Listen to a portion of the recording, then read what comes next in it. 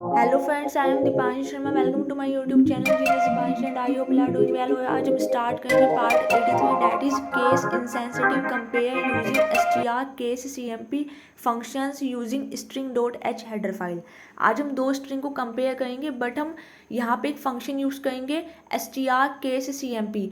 Means ये case sensitive नहीं होगी स्ट्रिंग। जैसे कि आपने स्मॉल लेटर में लिखा फंटेस्टिक और आपने कैपिटल लेटर में लिखा फंटेस्टिक, दोनों की स्पेलिंग एग्जैक्ट सेम है। बस क्या डिफरेंस है कि आपने एक स्मॉल लेटर में लिख दिया एक स्ट्रिंग के अंदर, एक आपने जो स्ट्रिंग इनिशियलाइज करी उसमें आपने कैपिटल लेटर में लिख दिया।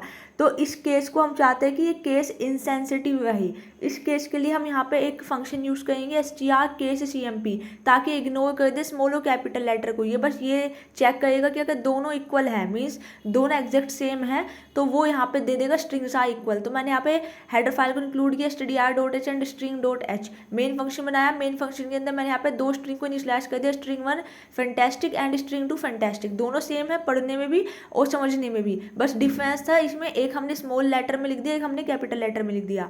उसके बाद मैंने यहाँ पे एक इंटीजर टाइप का आई वेरिएबल डिक्लेयर किया। इस आई वेरिएबल के अंदर मैंने स्टोर करवा लिया स्ट्रिंग केस कंपेयर फंक्शन में जो मैंने पास किया था स्ट्रिंग 1 और स्ट्रिंग 2 को, इन दोनों का कंपैरिजन करेगा और कंपैरिजन करने पे आई के अंदर स्टोर कर देगा अगर ये दोनों आपस में इक्वल होते हैं। और मैंने कंडीशन में यहाँ पे इफ कंडीशन का यूज़ किया कि अगर आई की वैल्यू 0 है, 0 मीन्स अगर इन दोनों का केस आपस में मैच कर जाता है तो वो मतलब 0 के इक्वल है, तो कंडीशन ट्रू हो जाएगी, तो स्ट्रिंग्स आर इक्वल लिखा जाएगा, otherwise strings are not equal. अब मैंने यहाँ पे जब भी मैंने यहाँ पे स्ट्रिंग को इनिशियलाइज किया फैंटास्टिक, मैंने यहाँ पे स्ट्रिंग का साइज नहीं दिया, तो इसकी वजह से यहाँ पे एक एरर शो होगी। मैंने जान के ये किया है क्योंकि बहुत सारे स्टूडेंट्स ही छोटी छोटी मिस्टेक्स कर देते हैं कि स्ट्रिंग का declaration data type space string का नेम देते हैं और इक्वल टू डायरेक्टली इनिशियलाइज कर देते हैं। तो आपको इस तरीके की एरर यहाँ पे शो करेगा।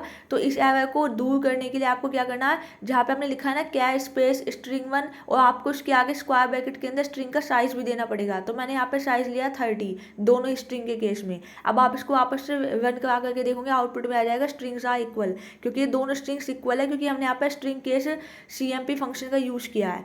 तो आई होप यू अंडरस्टैंड कि हम कैसे केस इंसेंसिटिव कंपेयर कर सकते हैं। Like share and subscribe our channel and thanks for watching. If you have any doubt you can ask me any time in the comment section. तो आप आगे के फंक्शंस में भी बने वाले प्लेलिस्ट में स्ट्रिंग के जो भी फंक्शन है बाकी होंगे वो अपडेट करेंगे आगे के आने वाले प्लेलिस्ट में।